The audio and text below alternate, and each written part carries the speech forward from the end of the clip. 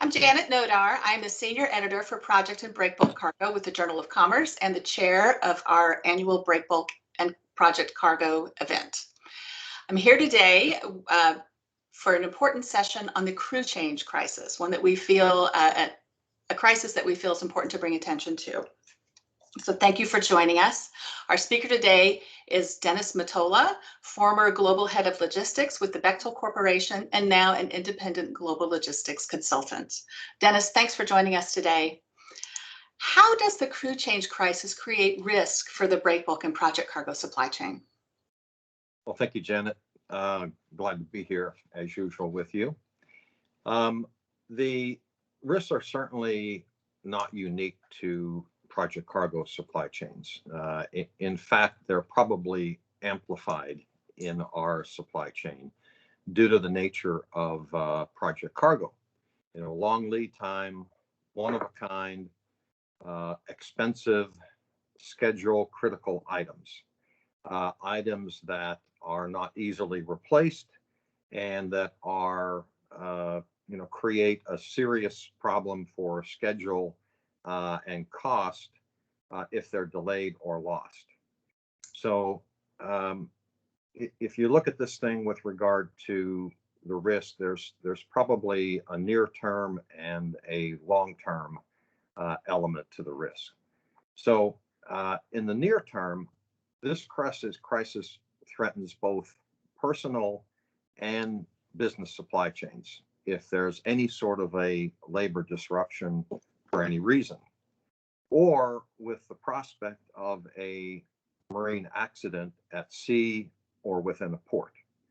To explain that a little bit more, a seafarer's job is already difficult and dangerous. So when you add in the extreme exhaustion, both mental and physical, that this crisis is creating for seafarers, the prospect of a marine accident that endangers the crew, the vessel, the cargo, and then the marine environment are elevated to dramatically to a new level because of that risk. And so, we also know that if there is any sort of an accident or even an incident, that automatically there's likely going to be delays because of the authorities having to do an investigation. So that compounds things, of course. And then, if seafarers at some point decide that they want to take matters into their own hands, mm-hmm. and by initiating a labor interruption and thus forcing or attempting to force a resolution to the crew change crisis, we could see supply chain disruptions for an undetermined period of time globally. And if you just think back to just a few weeks ago with the grounding of the Ever Given in the Suez Canal, we got just a small sample of the ripple effect that a voyage interruption can have on supply chains. And I suspect that the shippers and the consignees whose cargo may still be on that vessel are suffering the consequences of that interruption. So we have a pretty good example of just what one ship could cause, let alone multiple ships, globally. So, in the near term, supply chain disruptions are a very real possibility for several reasons. If you consider the long term, we all need to be concerned that there's going to be sufficient labor going forward to man ships or to crew ships, I should say, not man, crew them, because we have women too that are seafarers. And at the same time that we would have or will have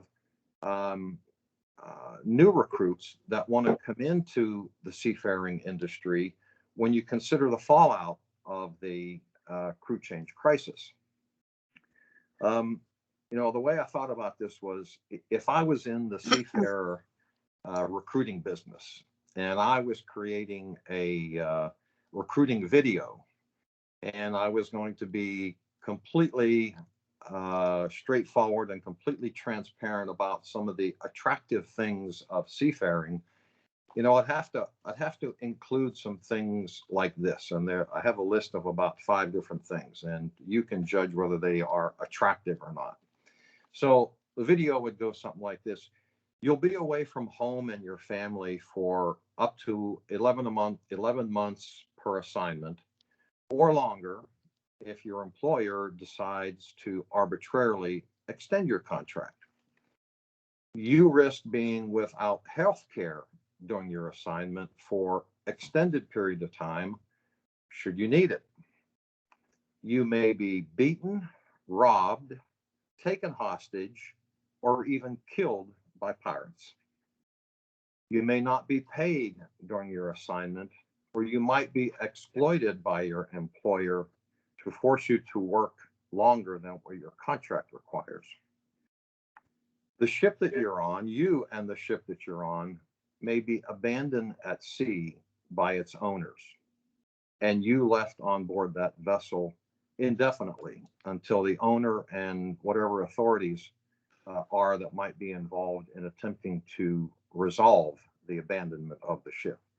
And we have a pretty good example of how extreme this can be, Janet, with just within the last month, there was a Syrian-based seafarer who was finally able to go home after having been abandoned, he and his ship abandoned in the Suez Canal. This guy was finally able to go home after being on that ship for 4 years. 4 years. So, that's the extreme, but it's what I've come to learn, having been involved in this, is that it's certainly ship abandonment is certainly not a unusual thing. It's an occurrence that happens more than we would like to know. So the final thing is that that final attraction is due to the global pandemic. You may effectively be imprisoned in your workplace, not able to get off the ship for any reason, and not able to interact with any other humans except the fellow crewmates that you're imprisoned aboard the ship with. So, I'd say we have plenty of reasons for concern that sufficient labor will be available across the entire marine transportation landscape, and that we have sufficient concern that there'll be long-term sustainability within supply chains because of it. That is a troubling list of ingredients that's to be dealt with. What strategies can shippers use to address this crew change crisis? So what steps can they take? Well, the strategies are pretty straightforward. Either we act on our concerns and get involved, or we can remain idle just watching the crisis persist. We can engage by helping to find solutions for seafarers and mitigating the risk for our global supply chains, or we can sit on the sidelines, continue to take for granted what seafarers do every day to serve the needs of our supply chains, and then hope for the best outcome. But we know hope is not a strategy, so certainly that's not going to work. So, in my view, shippers, that is cargo owners or their freight forwarders, they command the ultimate authority. They have the cargo and they pay the freight invoice. Without the demand that they create, there's no need for ships, nor for seafarers to crew them. In our sector, typically shippers are not involved in crewing decisions, but they certainly have a very prominent voice and the power to influence behaviors on crew change because of the authority that they possess.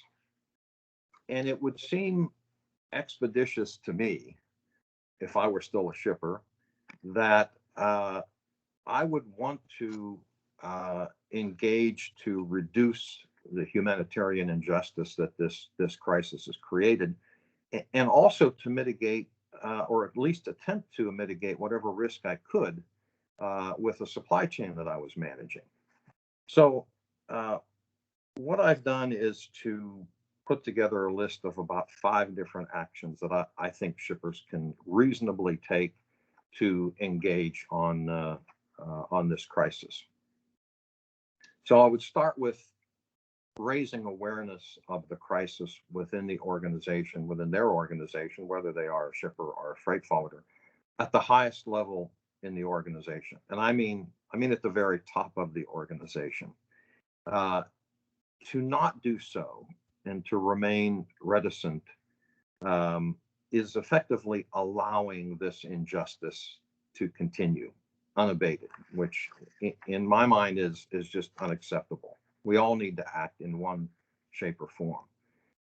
Also remaining silent, could be viewed as a failure of duty, especially if and when management learns of the crisis and its risks only after there's been a business interruption. And, good luck with that conversation. That's not going to be a pleasant conversation to have with your management if, they find out about something after the fact. They always like to know about a risk ahead of time. So you ought to take that step and proactively inform them about it. Step number 2, bring visibility of the crisis within your industry circles at events like this. And then also with government authorities that you're interacting with, be that customs, immigration, port state control. Let people know what your concerns are. Let them know what your expectations are, and let them know what you're doing about engaging on the crisis. Communicate, voice. Number 3, tell the ocean carriers that are serving your needs that you want to receive a copy of their crew change facilitation policy.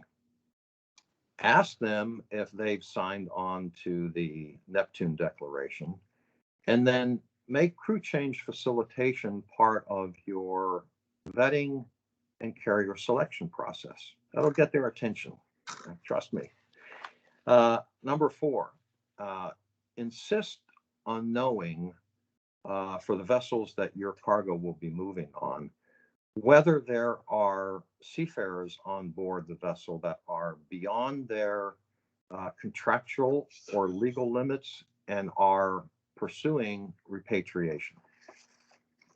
And then item number 5, the last one, for full vessel charters, please consider negotiating a crew change facilitation clause within the charter party that will allow the owner or the operator to facilitate crew change during the voyage should an opportunity present itself for crew change.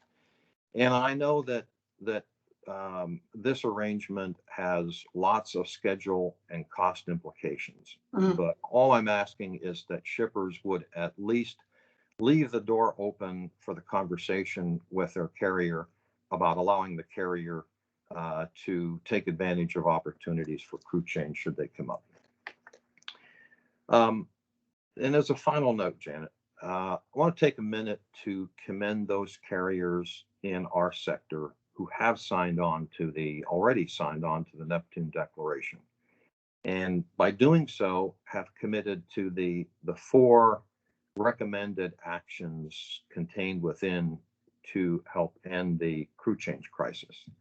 So a big shout out to BBC Breezy, D Ship Carriers, G2 Ocean, Heron Partners, Hogue Autoliners, NYK Bulk and Project Carriers, and Wallenius Wilhelmsen. And I want to commend them for their leadership and for caring about the well-being of seafarers.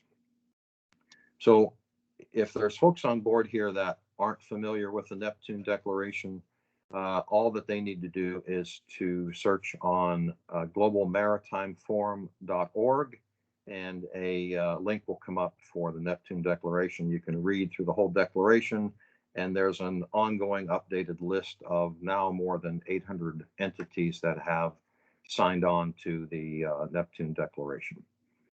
So that's it for me. Unless you have more questions, thank you for the opportunity and the platform to voice my concern for seafarers, Janet. Thank you so much, Dennis. I'm wondering if you can just very briefly define the Neptune Declaration. What is that? What is it? What is the purpose of that?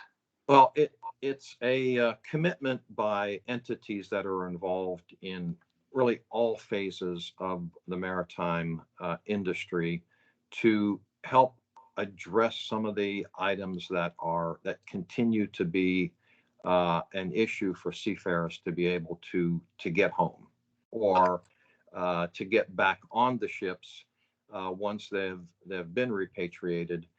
You know, that's an equally difficult issue with this crisis, is not only being able to get off ships, once you're off, being able to get back on. Mm-hmm. And there's a number of complications that are outlined in the declaration that are the reasons that the crisis persists today. So I encourage all that are on board here, at least go take a look at it. If you're not going to sign on, that's okay, but be aware of some of the things that are out there, and the entities that are supporting the Neptune Declaration. Thank you, Dennis. It's such an important topic. I appreciate your speaking out on it, your championing of the people who are affected by it. I think it's crucial to the Breakbulk and Project Cargo supply chain, all supply chains essentially. But I think that it's essentially invisible to many who are not in the shipping world. So I think it's very important to raise awareness. So thanks for speaking out about it. I appreciate it. Welcome, Janet. Thank you. Bye. Bye-bye.